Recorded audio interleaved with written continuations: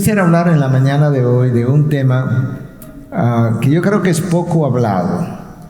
El pasaje que voy a usar es muy conocido, pero frecuentemente el énfasis del pasaje se ha hecho desde otro ángulo. Yo he titulado este mensaje para el día de hoy, Ojos para ver. Y eso es como una petición, que Dios nos dé ojos para ver, y ya verán por qué estoy hablando de esto. Pero frecuentemente nosotros, aquellos que creemos en la buena doctrina, hemos tenido un celo por la verdad. Pero con frecuencia nuestro celo por la verdad nos ha llevado a no ver la realidad del sufrimiento de otros. Hermanos, este es un planeta caído, ustedes lo saben, pero este es un planeta en dolor, este es un planeta en llanto, pudiéramos decir. De manera que nosotros tenemos que estar apercibidos que Dios nos salvó y nos dejó aquí por este tiempo para que nosotros, en las manos de Dios, podamos contribuir a ministrar en un planeta en dolor. Y yo quisiera usar el texto de hoy, como ya mencioné, para que nosotros podamos ver algo que quizá no habíamos visto. Y al mismo tiempo pedirle a Dios desde ya que pueda abrir nuestros ojos para que nosotros podamos llorar con los que lloran, porque no vemos sus lágrimas muchas veces, y podamos también gozar con los que se gozan. Hermanos, yo quisiera hacerte esta pregunta, o mejor dicho, déjame introducirlo y luego hago la pregunta. La mayoría de las veces nosotros oímos de iglesias que se destacan por su espíritu de adoración, o por su ministerio de oración, o por su predicación, por la manera como la palabra de Dios es expuesta en ellos. Otras iglesias se han destacado por su esfuerzo misionero. Y todo eso es bíblico, es bueno, es válido. Y aquí mi pregunta, ¿alguna vez tú has escuchado de alguna iglesia que se haya destacado por su espíritu de compasión? Eso es, como decimos en Santo Domingo, otro muñeco. Eso es como prácticamente inexistente. Y la pregunta es, ¿por qué?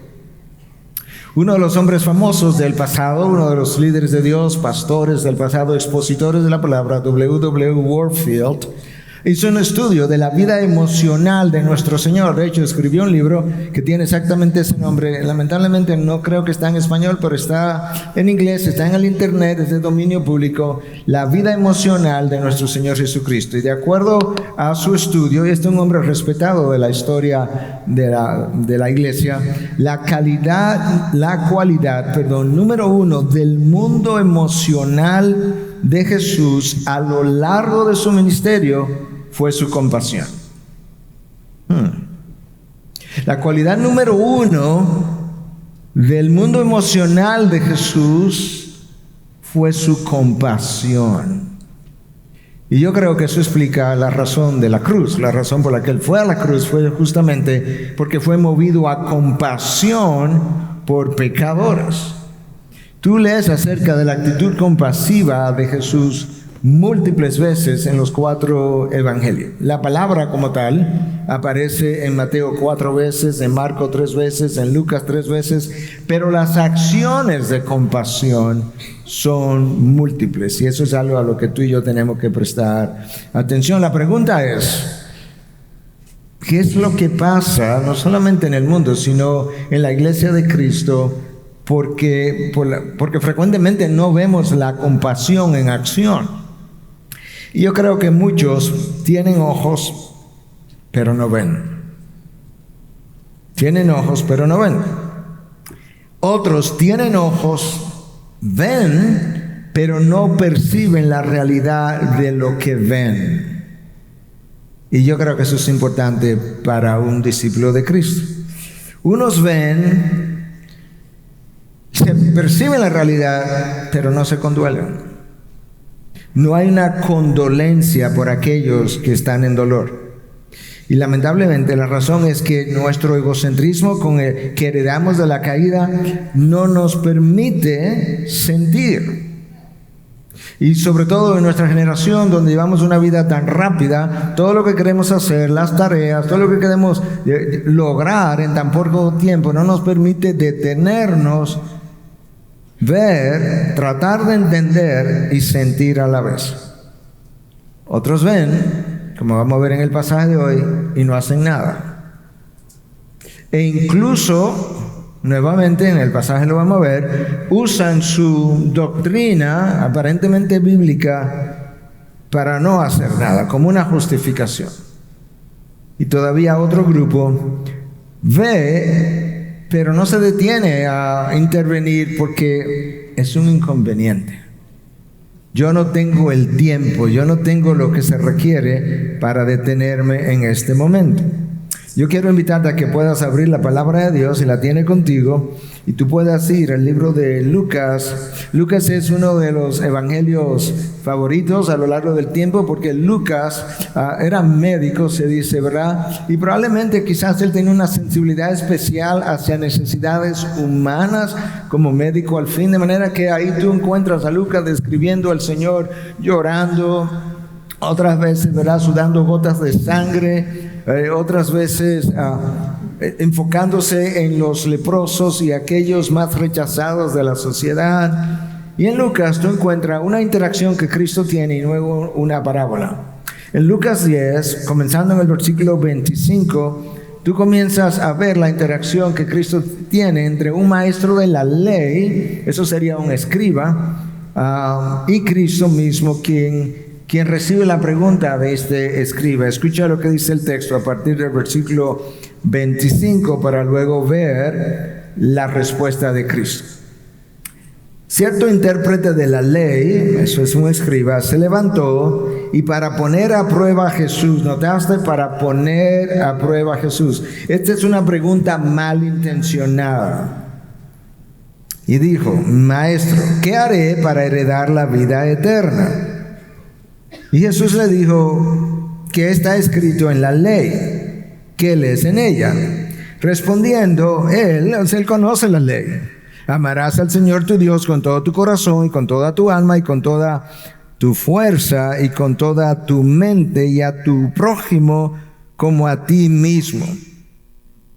Entonces Jesús le dijo: has respondido correctamente, haz esto y vivirás. Pero queriendo él justificarse a sí mismo, recuerda que la pregunta es malintencionada, ahora él tiene la intención de justificarse a sí mismo. Queriendo justificarse a sí mismo, dijo a Jesús: ¿y quién es mi prójimo? De repente él sabe que la ley dice que tiene que amar a Dios, tiene que amar a tu prójimo, pero él aparentemente ahora, delante de Jesús, él no sabe quién es su prójimo. Y Jesús le dice: ok, te voy a responder. Cierto hombre bajaba de Jerusalén a Jericó y cayó en manos de salteadores, los cuales después de despojarlo y de darle golpes se fueron, dejándolo medio muerto.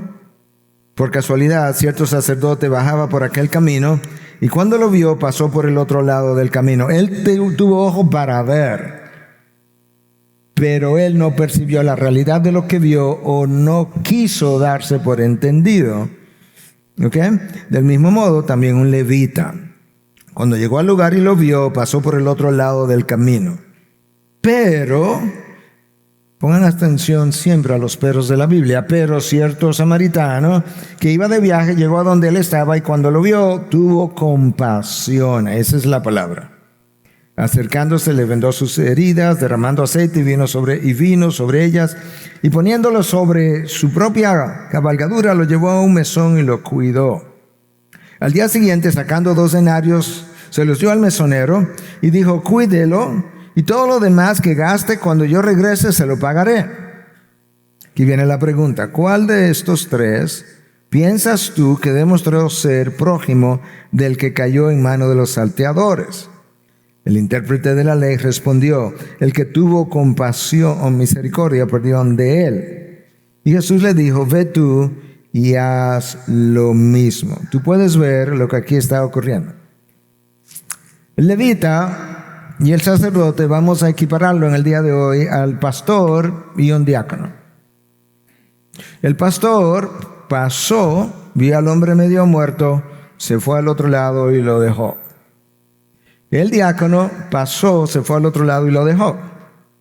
El inconverso, el samaritano, la razón por la que digo el inconverso samaritano, es porque a menos que Jesús tuviera un contacto con él, esto es una parábola, no es una historia real, pero con un samaritano, a menos que Jesús tuviera un contacto con él, ellos no iban a conocer al Señor, porque los samaritanos solamente creían en los primeros 5 libros de la Biblia, lo que es la ley de Moisés, o lo que ellos llamaban la ley de Moisés, o el Pentateuco. El incrédulo se detiene, lo ve, tiene misericordia o compasión de él y cuida de él. Y le dice al maestro de la ley, al intérprete de la ley, tú no sabes quién es tu prójimo, dime ahora en esta parábola cuál se comportó como su prójimo. Y él sabía la respuesta, de manera que él dio la respuesta correcta acerca de lo que la ley dice: ama a Dios, ama a tu prójimo. Y en la pregunta de Cristo supo claramente quién era su prójimo. Violó la ley. Pero lo que él hizo fue, como el hombre estaba medio muerto, probablemente concluyó: si este hombre verdaderamente está ya como muerto y no simplemente medio muerto, o está sangrando, si yo le pongo la mano, me voy a contaminar. Entonces, para justificarse a sí mismo, quizá la pregunta es: ¿qué me va a pasar a mí si yo hago algo? El samaritano lo vio y quizás respondió otra pregunta: ¿qué le va a pasar a él si yo no hago algo? Esa es una pregunta completamente diferente. Sí, lo que el sacerdote y el levita estaban tratando de hacer es cumplir con la ley ceremonial. Si toca sangre, si toca un muerto, está contaminado. Eso era parte de la ley, pero esa era la ley ceremonial, mientras violaban la ley moral de Dios. Ama a Dios y ama a tu prójimo. Y frecuentemente, eso no es solamente del pasado, eso ocurre hoy, donde nosotros podemos trastornar la palabra de Dios, distorsionar su interpretación, creerme a mí mismo que estoy cumpliendo parte de lo que la ley demanda, mientras violo la parte más importante de la ley, que es la ley moral. Lo voy a leer otra vez. Y le dijo: amarás al Señor tu Dios con todo tu corazón. Este es Cristo en Mateo 22, reforzando lo que ya ellos conocían desde antemano. Amarás al Señor tu Dios con todo tu corazón y con toda tu alma y con toda tu mente. Este es el grande y primer mandamiento. El segundo mandamiento es semejante a esto: amarás a tu prójimo como a ti mismo. Escucha ahora, por eso lo volví a leer. Primero, porque el sacerdote estaba respondiendo a partir de lo que él conocía en el Antiguo Testamento. Cristo está viniendo ahora, está reforzando lo que la ley ya había enseñado, pero ahora Cristo hace algo que solamente él podía hacer. Él dice: de estos 2 mandamientos depende toda la ley y los profetas. ¿Usted sabe lo que Cristo estaba diciendo? En la Biblia no hay nada que no caiga debajo de esos 2 mandamientos. Tienes una relación con Dios, tienes una relación con los demás. Cuando pecas o en ambas direcciones o en una de las 2, pero si peca horizontalmente, has pecado contra Dios. El resto de lo que la Biblia dice es un pie de página a esos 2 mandamientos. De manera que eso nos dice a ti y a mí dónde está nuestro compromiso. Déjame quizás subrayar un par de cosas. Cuando el samaritano vio a este hombre medio muerto, tuvo compasión, vendó sus heridas, lo llevó a un mesón. Primero, él hizo algo él mismo. Vendó sus heridas, lo cuidó. Luego él se dio cuenta que tenía que seguir de camino y lo llevó a un mesón. Le dio 2 denarios al mesonero y le dijo: quizá te va a costar más que esto. Cuando yo venga, yo te pago. En otras palabras, él se importunó, él pagó esfuerzo, tiempo, dinero, y estuvo dispuesto a pagarle a otro para que continuara su cuidado. Y Cristo le dice, ¿cuál de estos tres tú piensas que es tu prójimo? Él responde correctamente. Bueno, el que cuidó de él, el samaritano. Y Cristo le dice, pues ve y haz lo mismo. Tú sabes, y lo dijimos en el Congreso este fin de semana, que cuando Dios dio su ley, y sobre todo específicamente en estos dos casos, el primer mandamiento tiene que ver con el carácter de Dios, la persona de Dios. El segundo mandamiento, escucha por qué Cristo dice, es semejante a este. No porque nosotros somos semidioses, no porque somos casi dioses, no, es porque cuando Cristo dice, amarás a tu prójimo, lo que estás diciendo, amarás la imagen de Dios en el prójimo. Por eso es que el segundo es semejante al primero, porque el primero tiene que ver con la persona de Dios, el segundo tiene que ver con la imagen de Dios. Y no importa cuál sea la circunstancia. Déjame decirte algo de la palabra compasión, porque Él tuvo compasión. Cristo vio a las multitudes y tuvo compasión. Se dolió de ellas. El original, la palabra es esplanixomai, que viene de una raíz que es esplagnon. Esta palabra tiene que ver con las entrañas, con las vísceras. En la antigüedad se pensaba que las emociones estaban como en las vísceras, en los intestinos. Tú sabes por qué, ¿verdad? Cuando nos emocionamos, el intestino reacciona. Y sentimos cólicos, y sentimos dolor, y sentimos como esa sensación. Pues ellos pensaban que ese era como el asiento de las emociones. Y de ahí que la palabra compasión viene de una raíz que está relacionada a las entrañas, al pulmón, corazón, hígado, riñones. Es como una metáfora para ayudarte a entender que cuando la palabra dice que Cristo tuvo compasión de las multitudes, Él sintió una emoción profunda por ellos. No fue que Cristo vio a las multitudes y dijo, ay, qué pena. Qué pena que no conocen más, qué pena que no me conocen a mí. No, Él se conmovió. Pero la compasión es simplemente la expresión externa del amor interno. Cuando nosotros no nos compadecemos, la conclusión es una, hermanos. Yo no amo. O por lo menos no amo como Dios quiere que yo ame. Jesús amó a las personas individualmente y amó a las multitudes. Lo mostró más de una vez. Recuerden lo joven rico que vino donde Cristo con la misma historia, ¿qué debo hacer para ganarme la vida eterna? Y Cristo le dice, bueno, haz esto. Y él le dice, como hubiese sido verdad, yo he hecho todo eso desde mi juventud. Y Cristo le dice, sabiendo que no era verdad, le dice, ok, yo sé cuál es tu problema. Ve y vende todo lo que tú tienes. Ve, deshazte de tu ídolo. Repártelo y ven, regresa y sígueme. Y el hombre se fue triste. Y Cristo dice que él también sintió como este hombre se devolvió, y escucha lo que dice, porque le amó mucho. Cristo amó mucho al hombre rico que no le estaba recibiendo, porque él era portador de la imagen de Dios. De manera que lo que movió a Cristo a la compasión fue el amor por el ser humano. El amor por la imagen de Dios. La imagen de Dios debe motivarnos a respetar, comenzando por ahí, a respetar al prójimo. Cuando nosotros no respetamos al prójimo, cuando no cuidamos de la imagen de Dios en el prójimo, tú no estás reverenciando a Dios, ni yo tampoco. Violar o simplemente ignorar la imagen de Dios en el otro niega el Evangelio. El Evangelio es un mensaje, pero tiene enormes implicaciones. Y justamente el Evangelio es un mensaje para ofrecer al hombre salvación y sacarlo de la perdición en la que él se encuentra, pero para nosotros hacer eso, el otro y la perdición del otro tiene que importarnos. Cuando violamos o ignoramos la imagen de Dios, yo no reflejo a Cristo ni soy un digno representante de Él. Ninguna de las dos cosas. No reflejo la imagen de Cristo, tampoco lo represento bien, y eso es serio para nuestro Señor.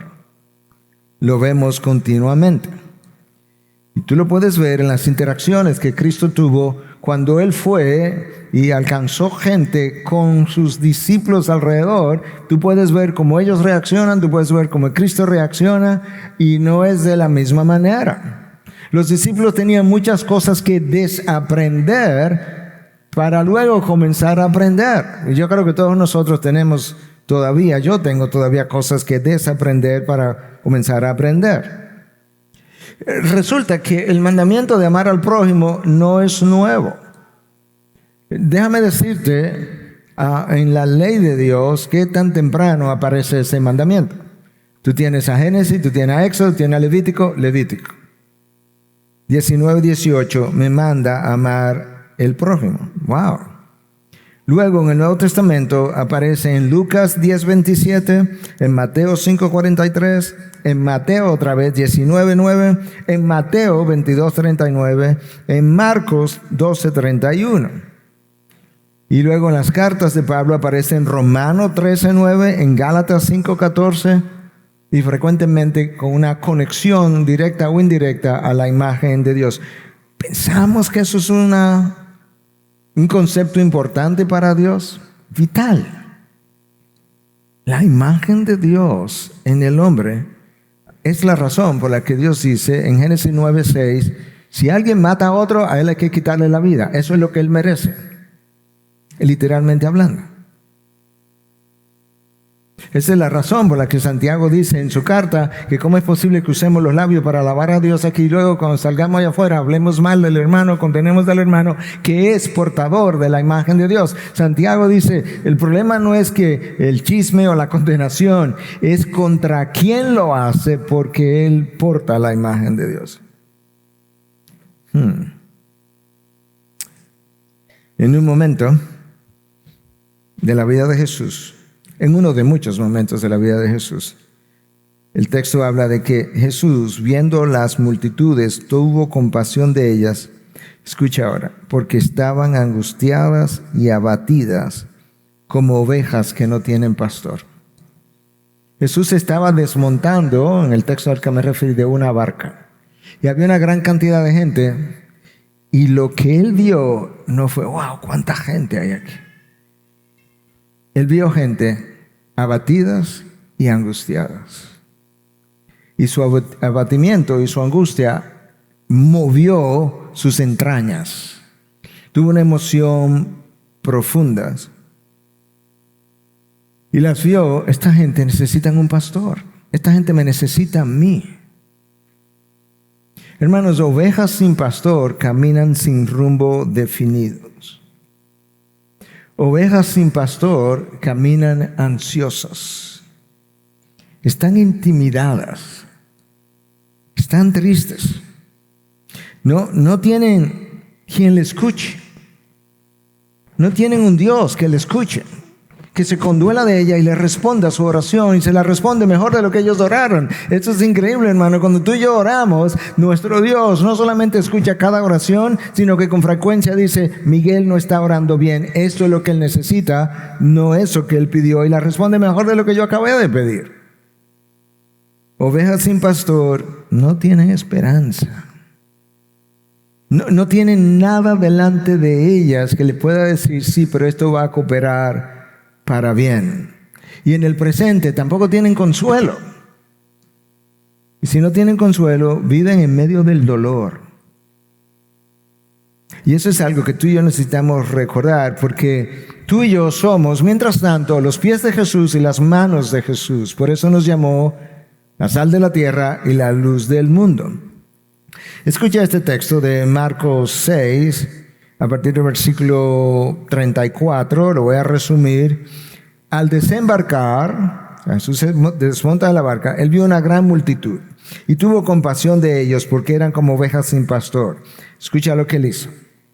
Y comenzó a enseñarles muchas cosas. En otras palabras, el hambre que ellas puedan tener es importante, pero el hambre del alma es más importante. De manera que esta gente estaba hambrienta de dos maneras. Necesitan comida y necesitan la palabra. Y entonces se hizo tarde. Comenzó a enseñarle muchas cosas, dice el texto. Quizás Jesús se pasó 2 o 3 horas enseñándole. Y dice, cuando era ya muy tarde, sus discípulos se acercaron diciendo, el lugar está desierto y ya es muy tarde. Despídelo para que vayan a los campos y aldeas de alrededor y se compren algo de comer. Nosotros no le vamos a solucionar ese problema, que lo resuelvan ellos. Ya es tarde, que se vayan y que compren. Pero respondiendo les dijo, dadle vosotros de comer. Si tú lees el texto entero, el texto al principio de Marcos 6 dice que Jesús los invitó a irse a un lugar retirado, medio secreto, a donde ellos pudieran descansar, escucha ahora, porque ni siquiera tenían tiempo para comer.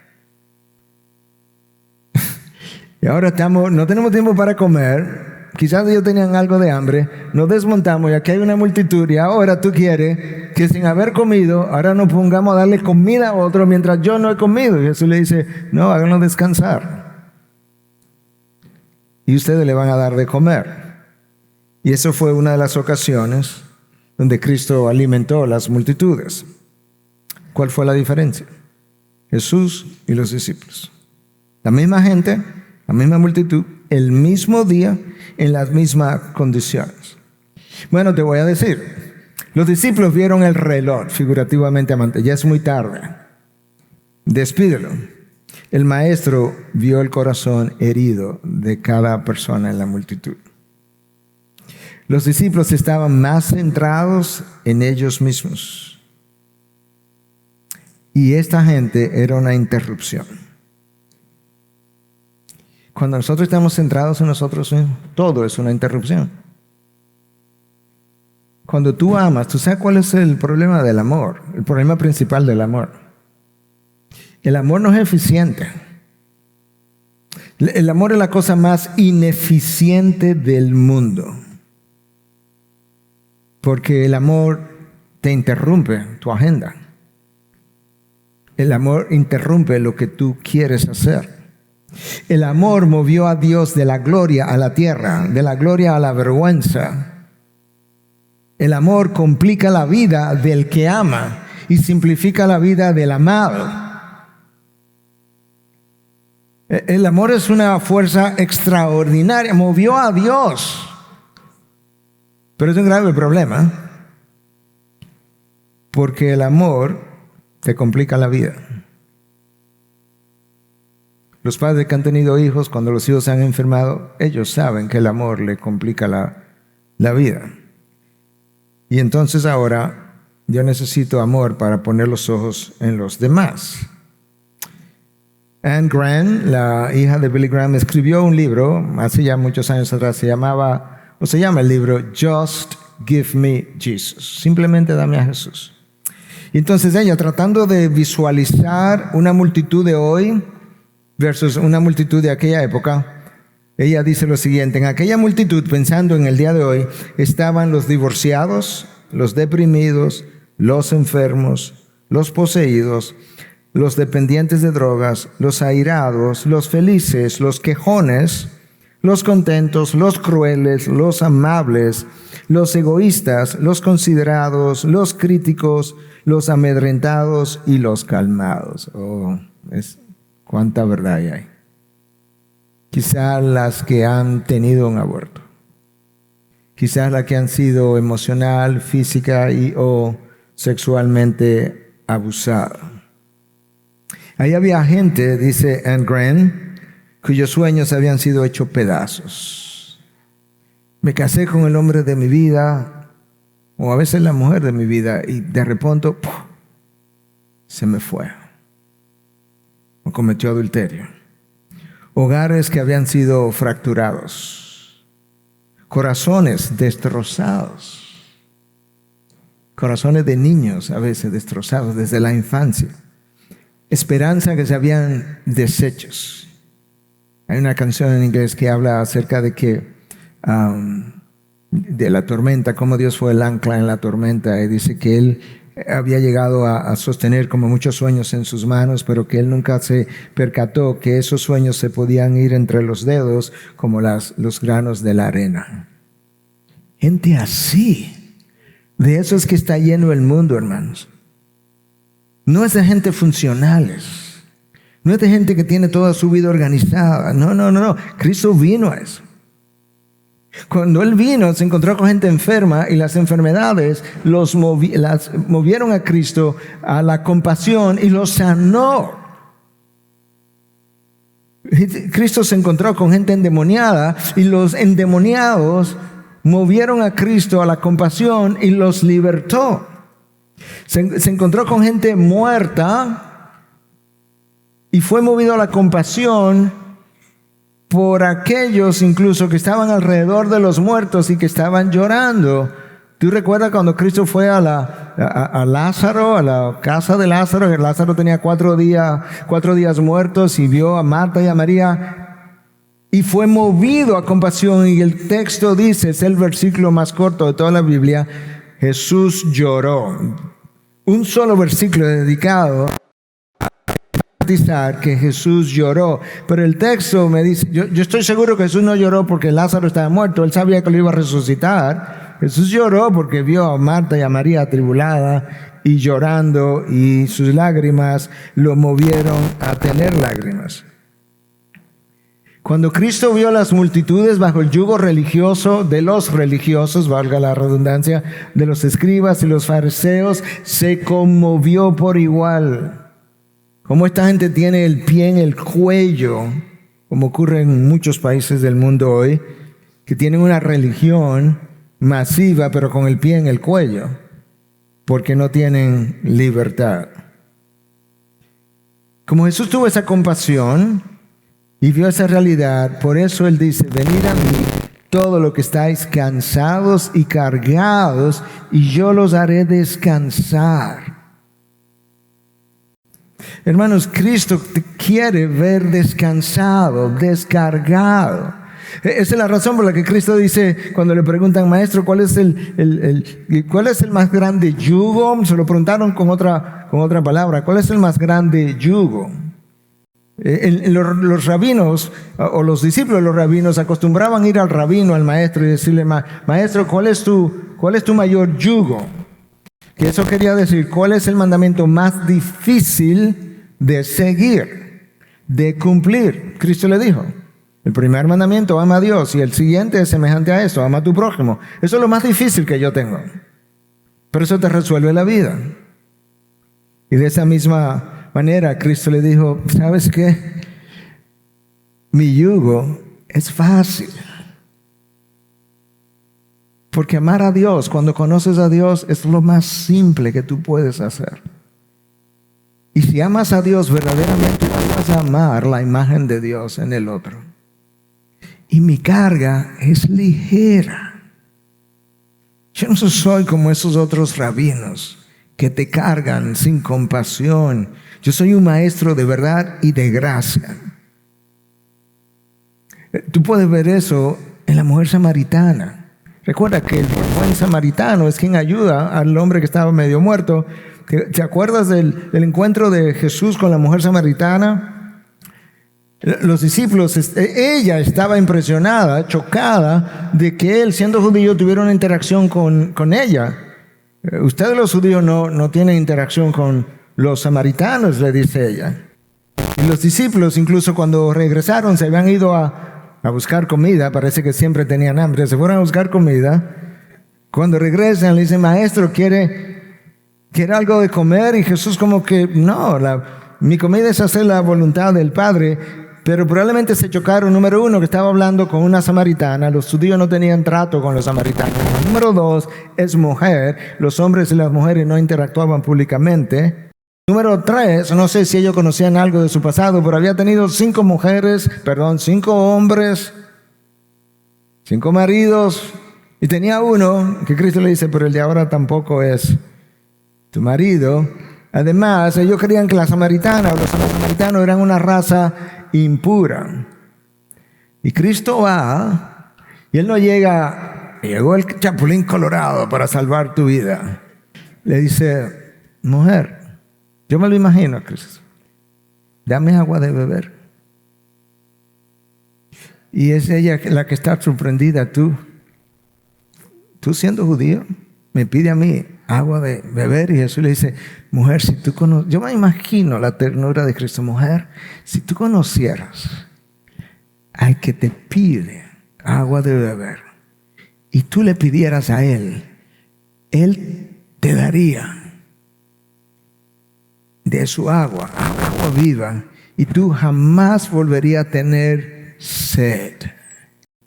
Señor, dame de esa agua para yo beber. Están hablando dos lenguajes diferentes. Pero al final, cuando tú sigues leyendo el texto, te dice que muchos de los samaritanos llegaron a poner su fe o a creer en Jesús por la palabra de la mujer, por el testimonio de la mujer. ¡Wow!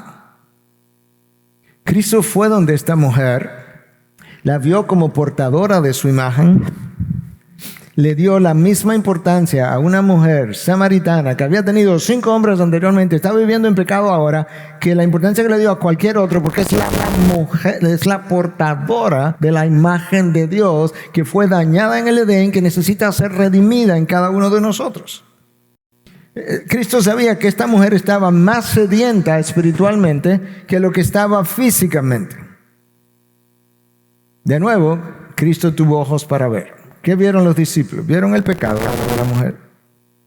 Vieron las consecuencias del pecado, ¿no? Que esa mujer tuvo 5 hombres y ahora tiene otro. Quizá hay gente así alrededor de nosotros, ¿sabe qué? Y los rechazamos inmediatamente, pero ella o él, en otros casos, lo que necesitan es lo mismo que tú y que yo. Necesitamos a Cristo. Necesitamos un Salvador, un Redentor.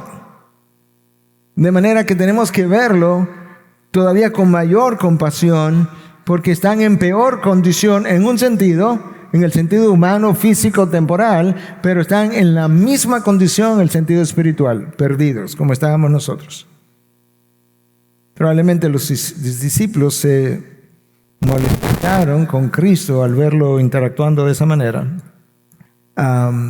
Mientras ellos se airaron, Cristo tuvo compasión. Hermanos, cuando tenemos ojos para ver versus ojos que ven pero no se percatan de la realidad, o no quieren ver, o son cerrados para no ver, nosotros tenemos razones para eso.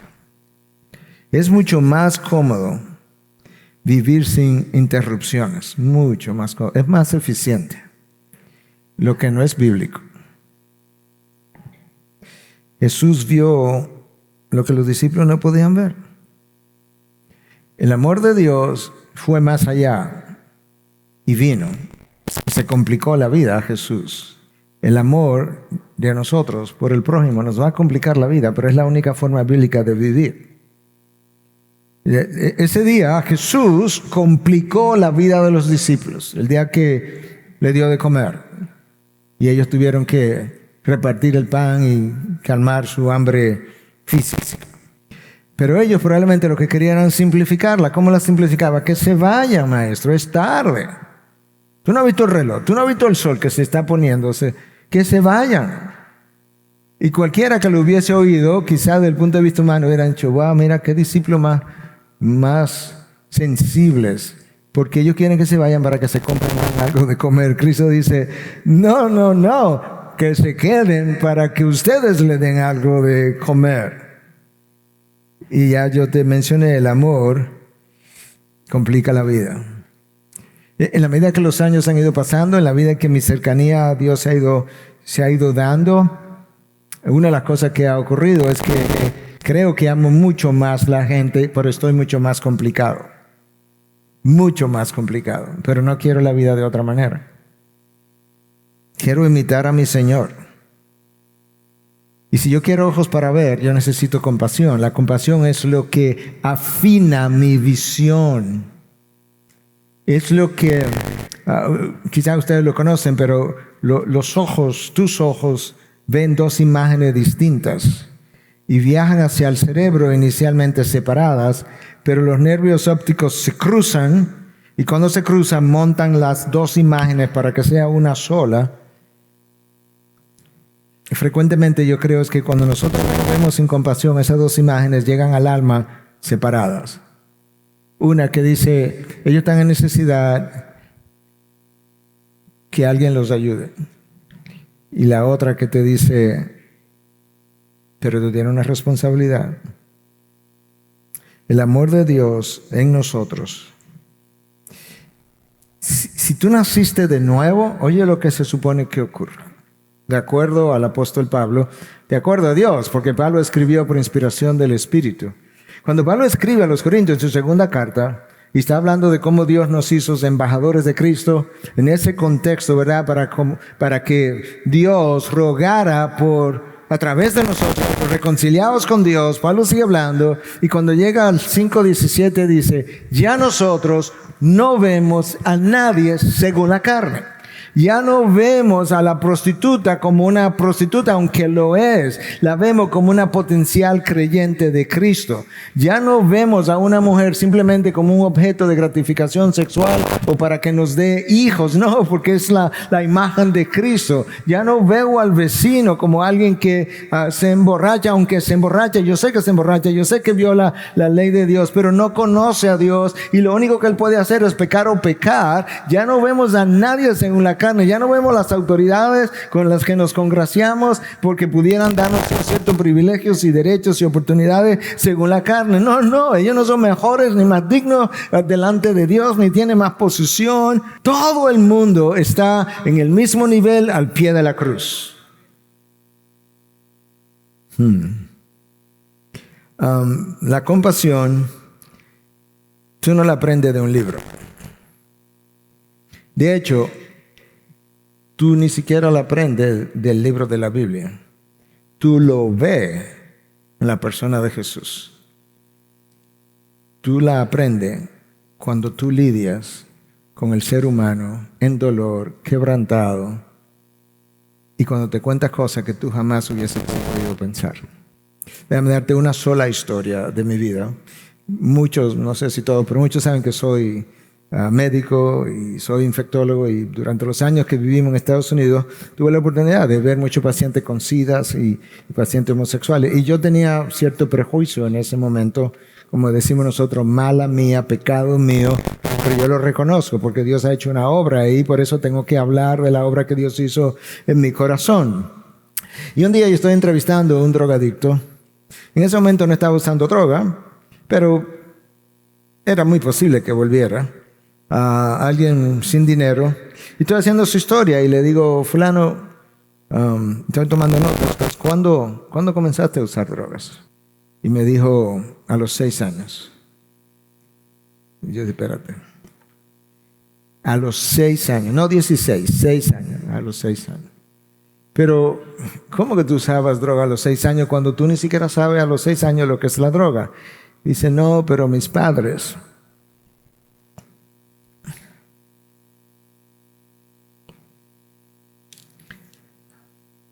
eran drogadictos y me la inyectaban.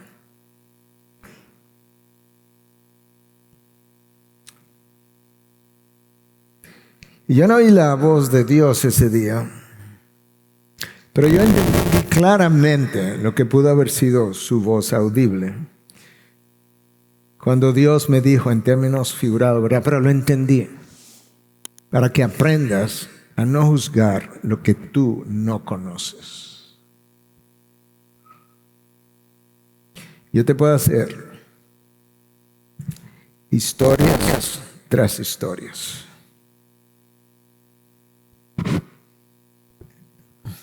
Ahora entiendes mejor por qué Cristo dijo, no juzguéis. Yo soy el único que sé. Yo soy el único que sé de dónde viene esta persona, lo que necesita, lo mal que está.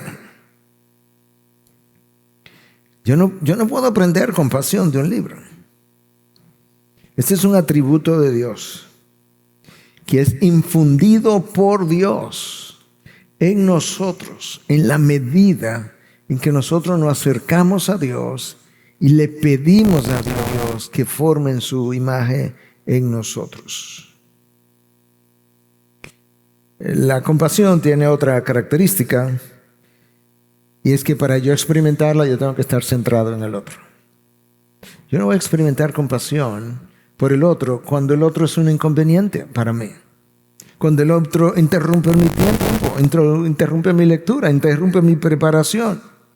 Y cuando consideras al otro como superior a ti mismo, y nosotros pudiéramos decir, ¿cómo que vamos a considerar al otro como superior a uno mismo? Bueno, eso es lo que Cristo dice, eso es lo que la palabra dice, Filipenses 2, que consideres al otro como superior, como mejor a ti mismo. Eso es exactamente lo que Cristo hizo, sabiendo que no éramos superiores, pero nos consideró como superior a sí mismo. Y por eso, ¿qué hizo? Cuando se encarnó, Él no se encarnó y dijo, llegó el Rey, ahora a servirme todos. Él llegó y se hizo siervo.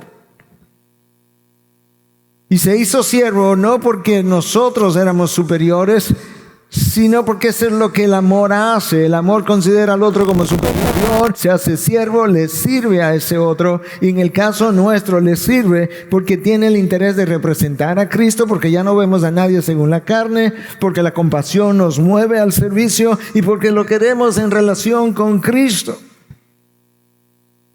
Si yo no estoy centrado en el otro, yo no voy a poder ver sus necesidades. Será imposible todo el tiempo. En tercer lugar, la compasión toma en cuenta las consecuencias que el otro puede experimentar si él o ella no interviene. Y eso es una de las razones por la que la compasión es sensible, es considerada. ¿Qué le va a pasar a él si yo no hago nada? ¿Qué le va a pasar al resto del mundo si nosotros los cristianos no hacemos nada? Nos quedamos pasivos. Hermanos, la doctrina correcta, ortodoxa, la mejor doctrina posible, no me sirve si yo no la vivo, porque eso implica que tampoco la he creído. Y eso es algo que yo me lo he dicho a mí más de una vez. La compasión ve la necesidad humana, no solamente la ve, la quiere llenar. Quiere llenar la necesidad del otro. Considera las consecuencias del otro si esa necesidad no es llenada. ¿Qué le va a pasar? No se va tranquilo a su casa. La respuesta de Cristo siempre fue una de compasión. La de los discípulos fue una de preocupación o de temor. Todo el tiempo. Pero Dios nos dijo que debiéramos amar al otro como a nosotros mismos. Tú alimenta tu cuerpo. En la medida de lo posible, trata de alimentar a los hambrientos. Tú trata de llenar tus necesidades. Trata de llenar las necesidades de otro. Tengo que amar al otro como a ti mismo. Recuerda que la compasión es solamente la manifestación externa del amor interno. Si somos honestos, y yo te invito a que sea honesto contigo mismo, porque yo no sé ni siquiera cómo aconsejar apropiadamente si yo no me he visto en el espejo. Y yo he estado en circunstancias donde no hice algo y luego cuando me fui dije, pero no hiciste nada. Y entonces me dije, recuérdate que la doctrina sin aplicación no tiene valor. Y eso es como, entonces va donde Dios, te confiesa tu egoísmo. No es simplemente, Señor, perdona, porque muchas veces eso es como lo hacemos. Yo sé porque he estado ahí. Señor, perdona que no le di de comer a alguien o no ayudé a alguien o cualquier otra cosa, porque las necesidades son múltiples y muy diferentes, pero cualquier otra cosa. Y Dios me dice, por así ilustrarlo, ¿verdad? Si tuviéramos la conversación, es que tu problema no es que no le diste de comer. Eso lo único que reflejó fue tu problema. Lo que no hiciste externamente reflejó cuál es tu problema interno. Que eres egoísta. Que mientras tú estés suplido, no tiene por qué fijarte en el otro. Por eso retenemos. Por eso no queremos dar. Por eso no queremos dar. Es más fácil dar finanzas que dar de tu tiempo. Créeme. Es mucho más fácil dar finanzas que dar de ti, de tu esfuerzo, de tu sacrificio. Dar dinero es lo más fácil que nosotros tenemos para dar. Haces un cheque, lo entregas y tengo la conciencia descargada. Quizás aquí en la tierra, pero no ahí arriba, en los cielos. Cristo vino a darnos mucho más. Nuestro egoísmo es nuestro principal problema, nuestro egoísmo. El egoísmo nació en el jardín del Edén, lo estuvimos viendo en el fin de semana.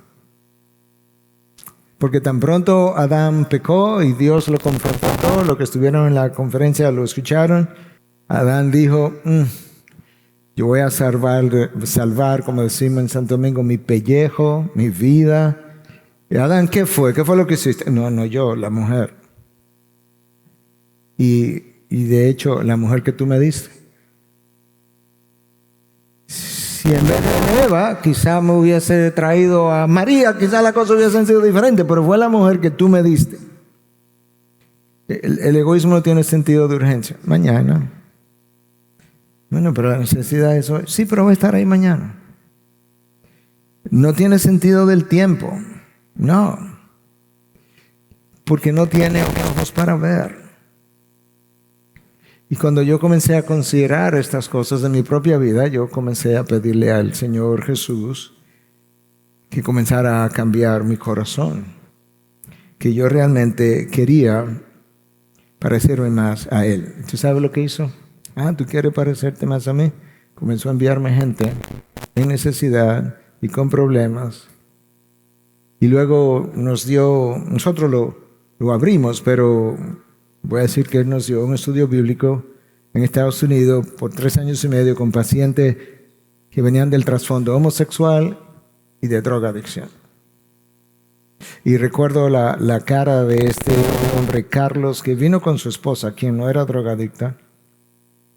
Él tenía incluso un brazo cortado, fruto de un disparo en una de esas corridas en el uso de sus drogas. Carlos llegó con el rostro más duro que ojos humanos han visto, por ponerle un tanto hiperbólico. Y Carlos terminó, antes de morir, con el rostro más relajado y amoroso que yo haya podido ver, y la transformación más grande reflejada en su rostro. Pero el primer día que Carlos llegó, la impresión era como lo trajo la esposa. Seguro no quería venir. Mira la cara. Claro que la cara era dura, pero ¿sabes qué? Porque el corazón estaba duro. Cristo no lo había tocado, Cristo no lo había trabajado. Y la vida había endurecido su corazón. Déjame contarte una historia más, porque yo creo que hablar de compasión es más fácil hablar de compasión desde la Biblia que hablar de compasión después de ver la Biblia en términos de la vida real. Esta historia es del pastor Chuck Swindoll, quizá algunos de ustedes conocen su nombre o conocen alguno de sus libros. Él cuenta que en una ocasión él fue invitado a una iglesia, como yo fui invitado en esta ocasión, y él estaba en una conferencia de 3 días, y él estaba exponiendo la palabra, enseñando, y en la primera fila había una señora con su esposo, y él dice que el esposo se dormía a los 15 o 20 minutos de él estar hablando. En cada ocasión él tuvo varias ponencias. Y él comenzó a sentir en su interior lo mismo que yo había quizás sentido con Carlos, donde él comenzó a sentir, este hombre no quiere estar aquí, yo no sé para qué lo traen. Porque si él no quiere venir, que no venga. Eso es, la esposa seguro fue la que hizo la registración para venir, para luego ir a decirle, tú escuchaste lo que el pastor dijo y todo lo demás que pasa por nuestra mente. La conferencia termina y la esposa se acerca, se queda como de último cuando ya la gente sale. Y viene con su esposo, le dice, pastor, yo quiero pedirle perdón, porque usted seguro vio a mi esposo dormirse rápidamente después de usted comenzó a hablar.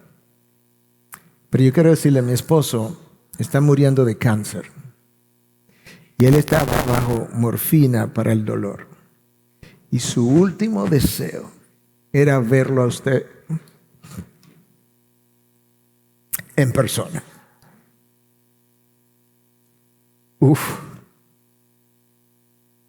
Dice el pastor Swindoll, aquí estaba yo, el levita, hablando de la ley de Dios, violando la ley de Dios.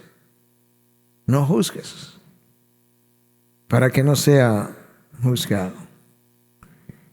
Tenemos que aprender, como yo tuve que aprender, a no juzgar lo que yo no conozco, hermano. Yo no sé. Yo no sé tu historia. Yo no conozco tus heridas.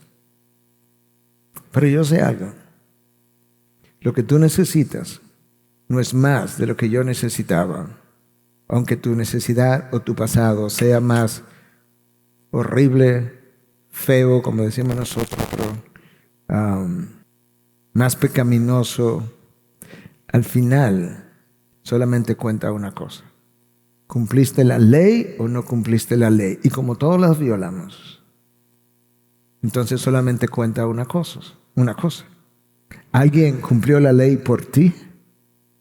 De manera que yo pueda mirarte o contar lo que Él hizo al cumplir la ley a tu favor y tratarte como si tú la hubiese cumplido, habiendo tratado al que cumplió la ley como si siempre la hubiese violado. Eso es exactamente lo que pasó en la cruz, que Cristo fue tratado como si Él hubiese sido un violador de la ley, y el día que yo recibí a Cristo y entré a su reino, Dios me vio y me trató como si yo hubiese cumplido toda la ley.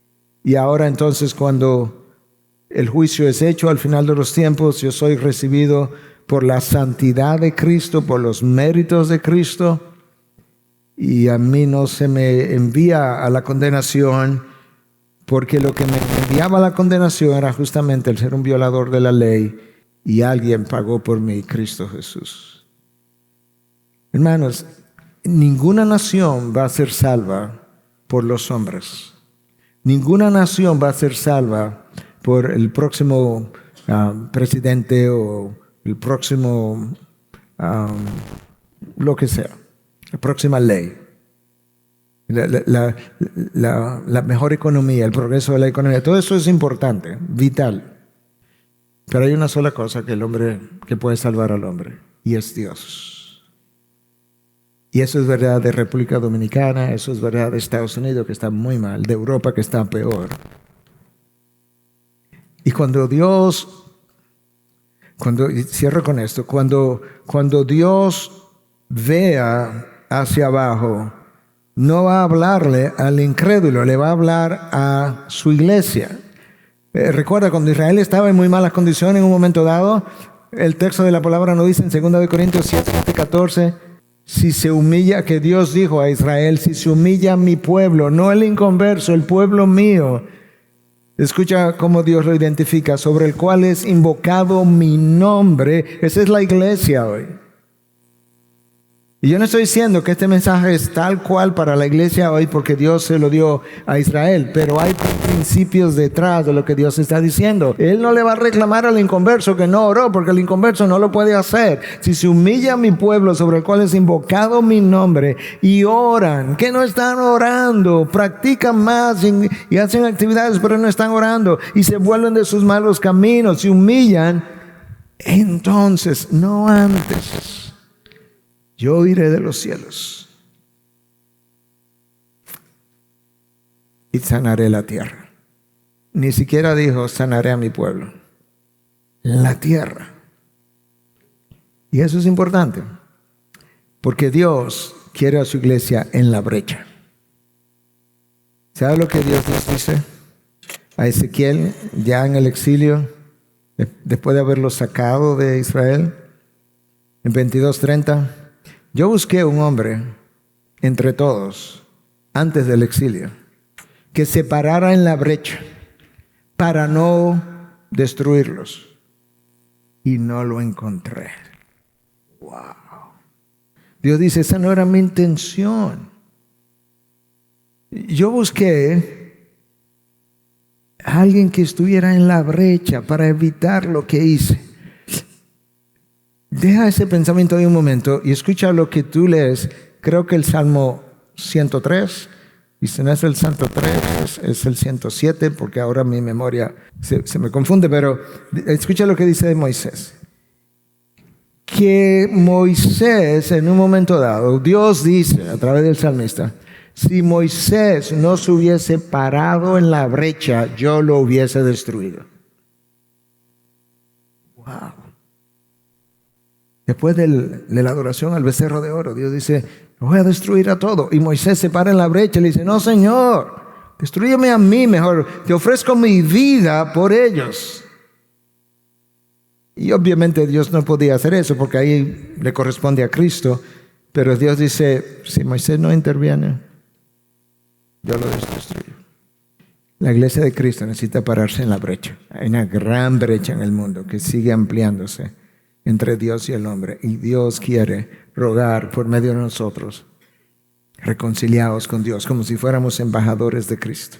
Como si Dios mismo rogara a través de tu voz, de tu predicación, enseñanza a tus hijos, a tus vecinos, en tu conversación, reconciliados con Dios, para que ella no tenga que destruirlo.